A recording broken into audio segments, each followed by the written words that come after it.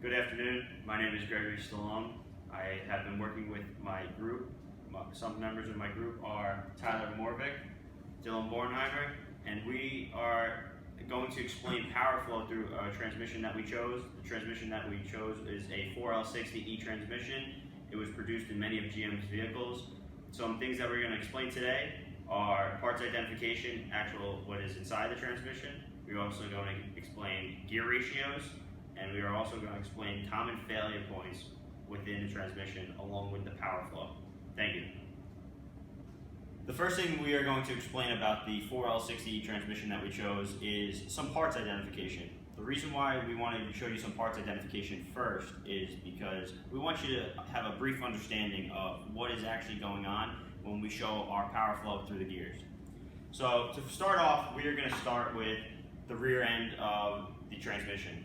As you can see up on the board, we have an exploded view of our transmission, and then over there to my colleague, he actually has the parts exploded on the table, and we are going to assemble them for you. First off, we want to start with the output shaft.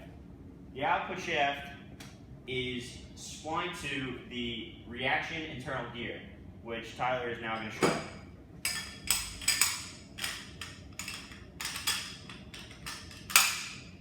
The reason for the reaction internal gear is for the parking pole. That is what its primary use is for. Next, as you can see, we have our reaction carrier, which rides on the inside of our reaction internal gear.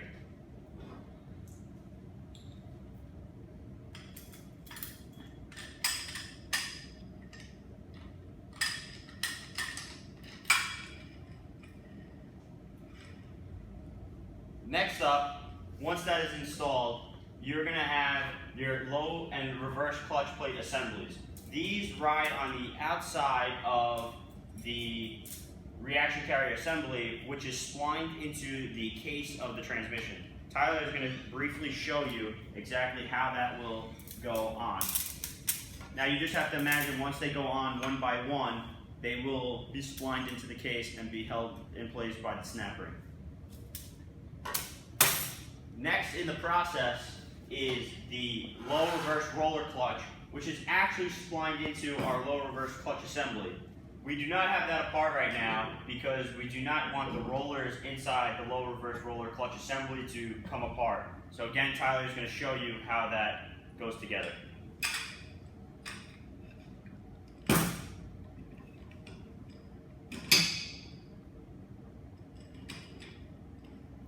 After that is splined, the next thing that we are going to assemble is we are going to put the reaction sun gear and spline that onto the shaft.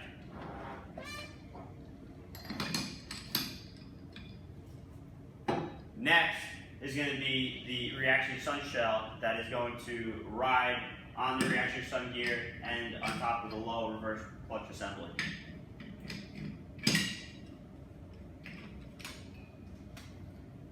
As you can see, we are going to move up over here.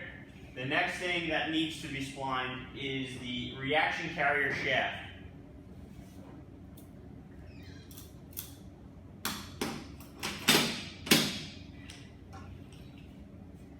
After the carrier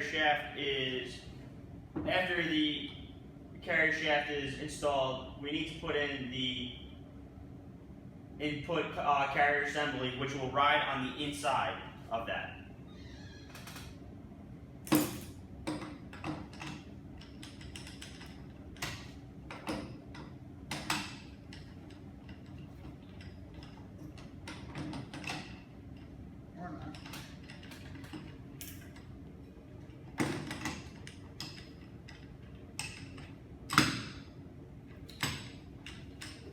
The last part that Tyler is going to spline onto the output shaft is going to be the forward sprag assembly, which also has the input sun gear on there.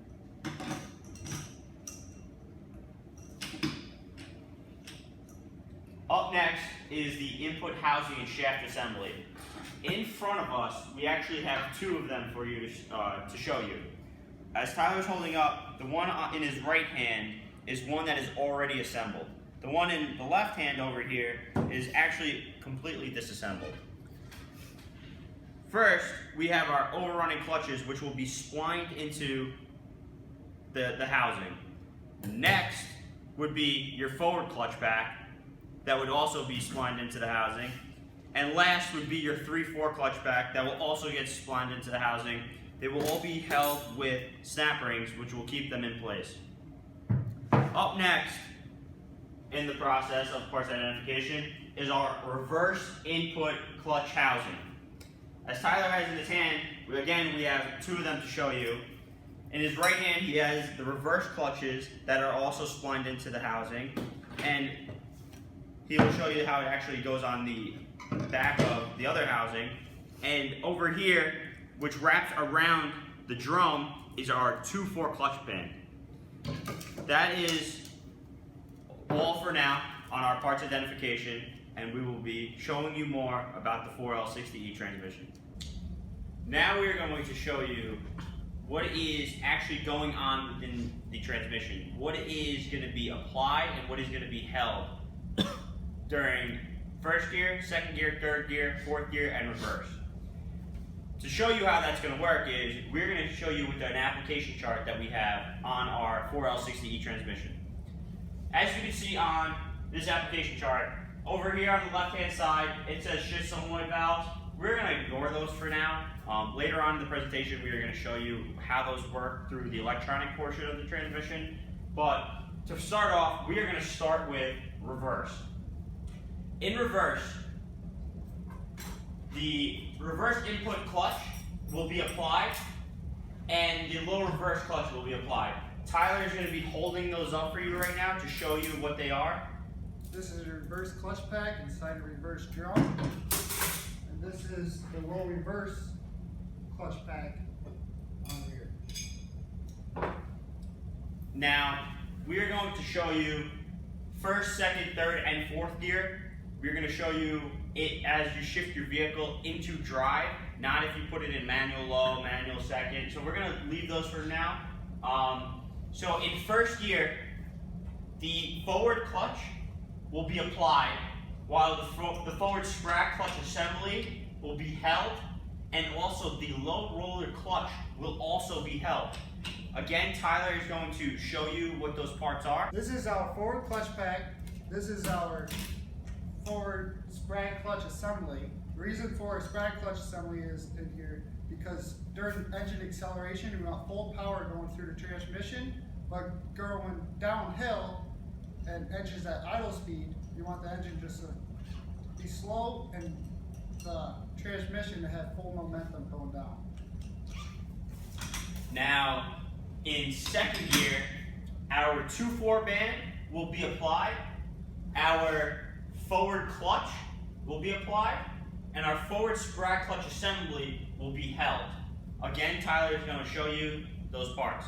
2/4 band around the rear drum, which stops the sun shell, and then we got our forward clutch pack again.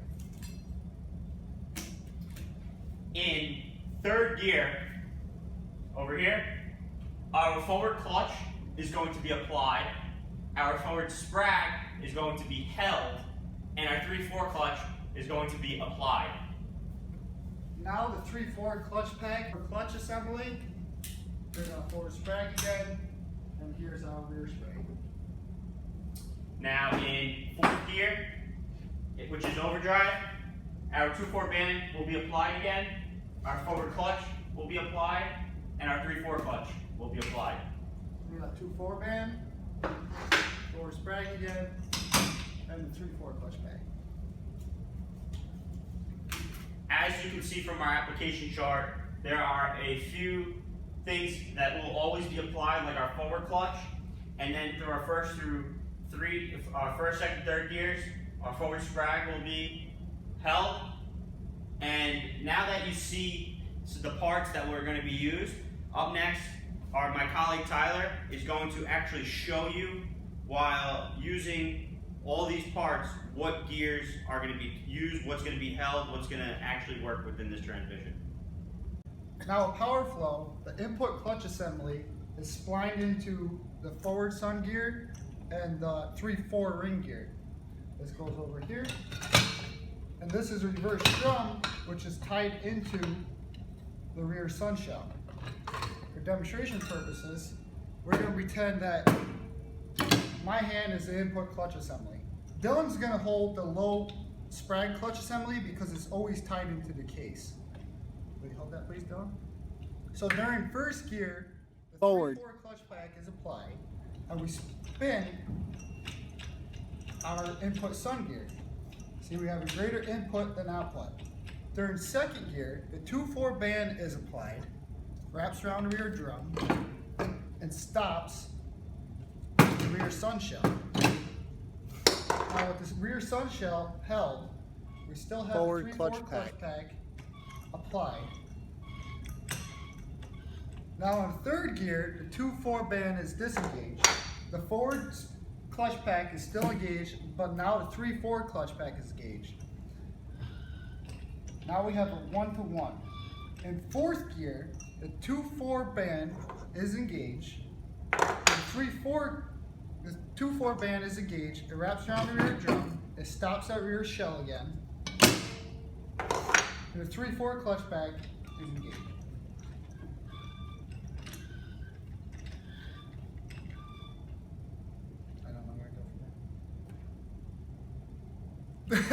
Now that we talk about forward power flow, we're going to move on to reverse and manual select low gears. In reverse, the reverse clutch pack is engaged inside the reverse drum, which is splined to the input carrier. So all power flow is now transferred to the sun shell.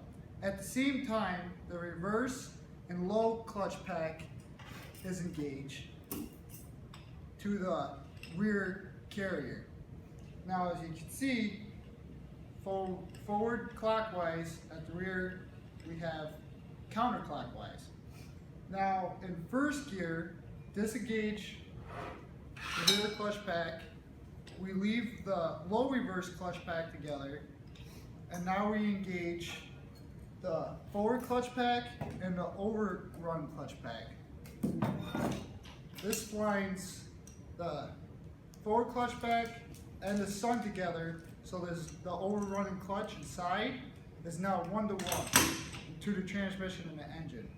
So now this provides stronger first gear and engine braking. Now we're going to move on to gear ratios in our forward gears and reverse. Now with gear ratio, we're going to start off with reverse. First we have to line up our input to our output.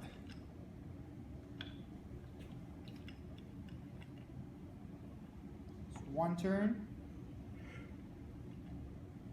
2 turn, and about 2 1/4 to 1 gear ratio. Now with first gear, to line up our forward input gear and output.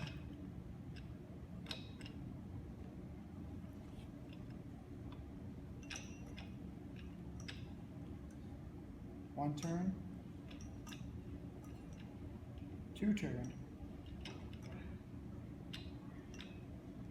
3 turn, just a little bit over 3. So about 3, oh, we're done. Okay, now we start off with gear ratio. We're gonna start off with reverse. We have our input line up with our output.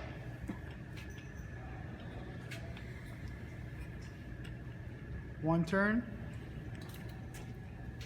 2 turn, just about 2 1/4. So it's a 2 1/4 to 1 gear ratio. Now we're gonna go with first gear. Now the input and output.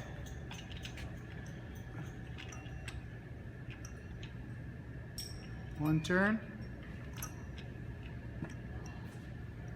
2 turn,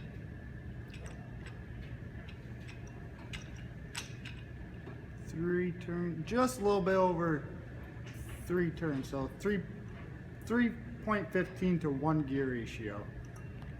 Now we're going to go to second gear.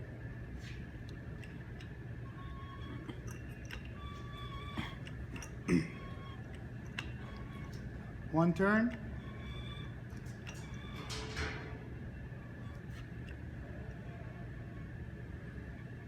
just over 1.5, about 1.6 gear ratio to 1.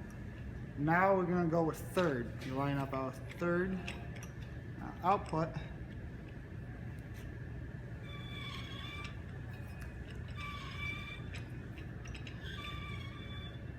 Write that on. Third is 1-to-1 gear ratio. Now fourth.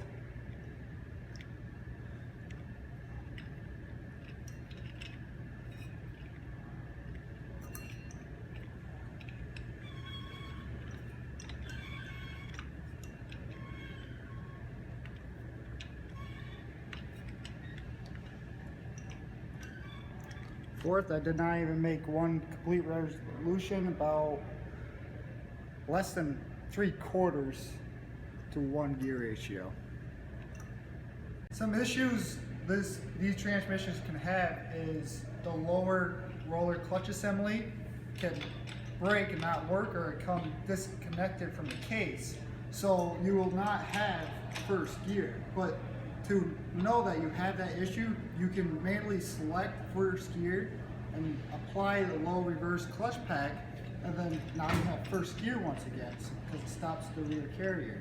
Another issue is this sun shell breaking from the rear sun gear. This will snap when there's too much torque for power flow. So I'm going to leave out the show issue.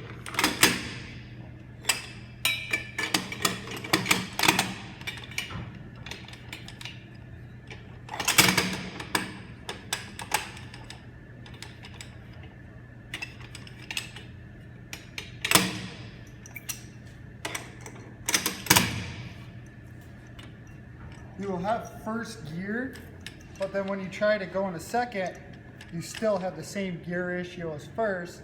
You have third gear,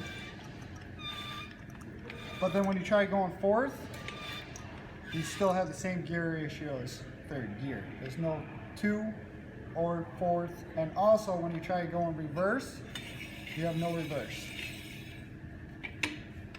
Now other plausible causes are Some other problems with the 4L60 transmission is their 3/4 clutch pack. They are known to get smoked, they are known to burn up, and on the transmission that we were rebuilding actually had a bad 3/4 clutch pack. As you can see here, this is what happens when the 3/4 clutch pack disintegrates pretty much. It is all burned up, there's no friction material left, it is completely toast. That is when you pull your dipstick and you see that your transmission fluid is not red, it's black. What happens is when the 3/4 clutch pack is engaged, all the heat goes directly towards the 3/4 clutch pack and gets transferred there and smokes the 3/4 clutch pack. And that is one of the problems we have. That happens and is pretty common in the 4L60 transmission is the reverse drum right here. The reverse clutch pack that sits inside the reverse drum also gets smoked, and it is a common problem with them. What happens is during driveway shifts, when you put it in reverse and go into drive, it does not release the fluid quick enough, which keeps the clutch pack engaged and actually smokes it also. On this transmission, it also smoked it, and as you can see here, the friction, the steels and all the friction material is gone, so that was rubbing and toasting this transmission. The last thing that happens is on the outside of the drum here with the band. Also on driveway shifts, or whenever it shifts, sometimes the band slips and smokes. The band gets smoked and causes heat discoloration to your drum. Now that we talk about power flow, we're going to move on to hydraulic control components. The main components are the torque converter, the pump, the valve body, the case, which also redirects hydraulic fluid, our 2/4 servo assembly, which goes on the side of the case, our 1/2 accumulator on the bottom, our 3/4 accumulator on top of the 1/2 accumulator, and also a forward clutch accumulator, which is inside the valve body. Now we're going to talk about the electrical part of this transmission. It's very important because it has solenoids, and the solenoids have to be energized to move the fluid to the parts that need to be applied to make a shift. The first solenoid we have here is the 1/2 shift solenoid. Then the solenoid we have right next to it is a 2-3 shift solenoid. Then over here we have the pressure control switch. Then here we have the torque converter clutch solenoid, and then we have the 3-2 downshift solenoid, and then we have the torque converter clutch switch sensor that goes inside the front pump, and it tells the torque converter when to lock up and when not to lock up. When you move the shifter, it will fill the manual valve up, and fluid will go into the TFP, which is known as the transmission fluid pressure. It will fill one of these pockets, either the D4, D2, but normally when it's in drive, it will fill the D4. And what the purpose of this is, it will send a signal from this to the PCM, telling the PCM what gear the vehicle is in and when. That's about it. In first gear, the manual valve routes line pressure into the D4 circuit. The fluid then transfers into the transmission fluid pressure manual valve position switch to signal the PCM control module that the transmission is overdrive range. The D4 fluid pressure seats the forward clutch accumulator ball check valve number 12 and is orificed into the forward clutch feed fluid circuit. This orifice number 22 helps control the fluid clutch apply when engine speed is approximately at idle. When engine speed is above idle, the D4 fluid acts on the forward abuse valve to move the valve against spring force. This allows D4 fluid to feed the forward clutch feed fluid circuit quickly, bypassing the control of the orifice number 22. Forward clutch feed fluid is routed into the forward clutch piston to apply the forward clutch plates and obtain a first gear ratio through the transmission gear sets. As forward clutch applies, forward clutch feed fluid pressure moves the forward clutch accumulator piston against spring force. This action absorbs some of the initial increase of forward clutch feed fluid pressure to cushion the forward clutch apply. D4 fluid is also directed into the accumulator valve, where it is regulated into accumulator fluid pressure in response to torque single fluid pressure, orifice accumulator fluid pressure, and accumulator valve spring force. Accumulated fluid is routed to and fills the 1-2 accumulator in preparation for the 1-2 upshift. Accumulator fluid also seats the number one ball check valve is forced through orifice number 18 into the orifice's accumulated fluid circuit and fills the 3-4 accumulator with fluid in preparation for the 3-4 upshift. The D4 is routed to the 1-2 and 2-3 solenoids to block fluid in preparation for upshift into second gear. Both solenoids are on, blocking fluid. As vehicle speed increases, the powertrain control module receives input signals from the vehicle speed sensor, the throttle position sensor, and other vehicle sensors to determine the precise moment to de-energize or turn off the 1-2 shift solenoid valve. To apply the 2-4 band with hydraulic fluid, the 1-2 shift solenoid valve is de-energized, allowing 1-2 single fluid to exhaust from its circuit. Exhausting a 1-2 single fluid pressure allows 1-2 shift valve spring force to move the 1-2 shift valve into the upshift position. D4 fluid is routed through the 1-2 shift valve and into the second fluid circuit. Second fluid seats the number 8 check valve, pass through an orifice, number 16, and enters second clutch fluid circuit.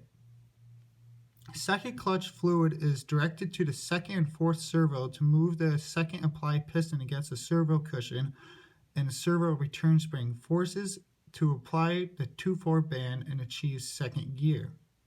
Second clutch fluid is also sent to the 1-2 accumulator. Second clutch fluid pressure together with spring pressure acts against accumulator pressure to absorb some of the initial increase of second clutch fluid pressure to cushion the 2-4 band apply. Accumulator fluid is forced out of the 1-2 accumulator when second clutch fluid pressure and spring force move to the 1-2 accumulator piston. Accumulator fluid flows back to the accumulator valve and into the orificed accumulator fluid circuit. Orificed accumulator fluid pressure and accumulator spring force regulate the accumulator valve against torque single fluid pressure. This allows excess accumulator fluid pressure to exhaust and provide additional control of the 2-4 band apply.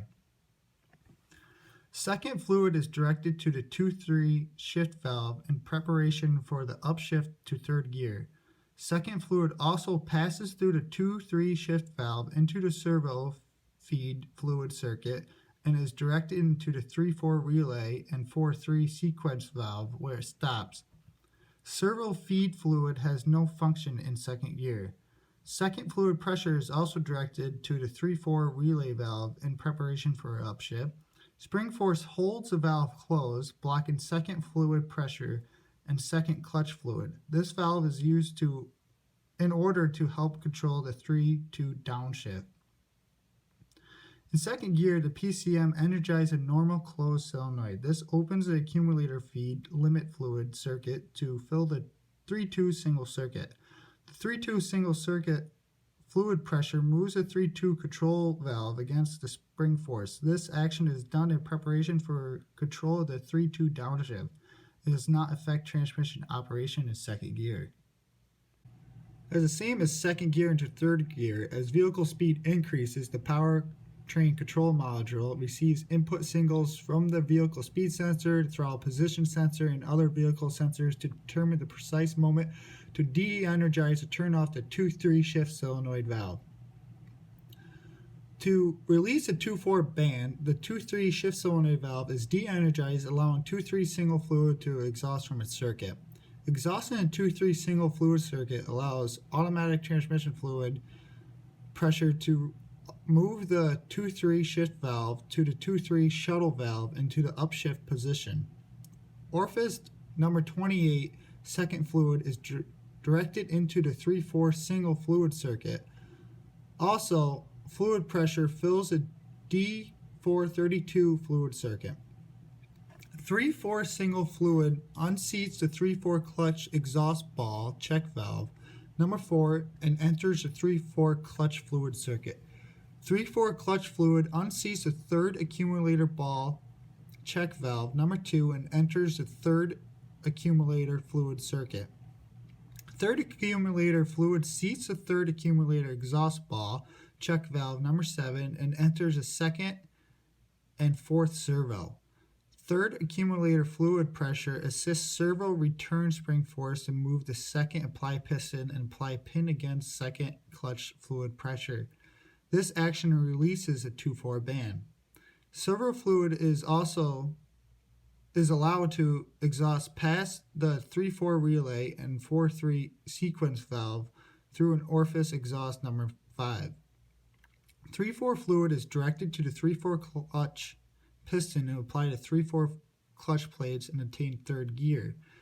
D432 fluid pressure from the 2-3 shift valve assists spring force to hold the 1-2 shift valve in the upshift position. With 3-4 clutch fluid feeding the 3-4 accumulator fluid circuit, the movement of the second applied piston and the second and fourth servo acts as an accumulator by absorbing initial 3-4 clutch fluid to cushion the 3-4 clutch apply. The movement of the second applied piston and the second and fourth servo also forces second clutch fluid out of the servo and sends it to the 1-2 accumulator to farther cushion the 3-4 clutch apply. Under normal operation conditions in overdrive range, third gear, the PCM keeps the normal open throttle converter clutch release solenoid valve de-energized. Converter feed fluid exhausts through the solenoid and spring force keeps the converter clutch valve in the release position. However, at speeds above 75, the PCM will command torque converter clutch apply in third gear. 3/4 single also fluid 3/4 single fluid is also directed to the 3/4 shift valve, where it is blocked in preparation for shift in fourth gear. 3/4 clutch fluid moves the valve against spring force. This allows the valve to feed the second clutch fluid circuit through the valve in preparation for the 3/2 downshift. The 3/2 control solenoid valve remains on and maintains 3/4 single fluid pressure to hold the 3/2 control valve against spring force.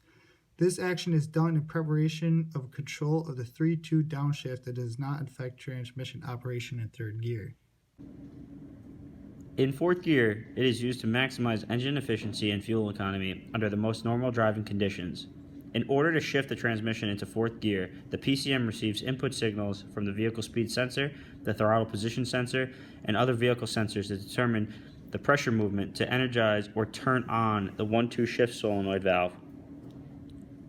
The 1-2 shift solenoid valve is energized on by blocking the 1-2 signal fluid from exhausting through the solenoid.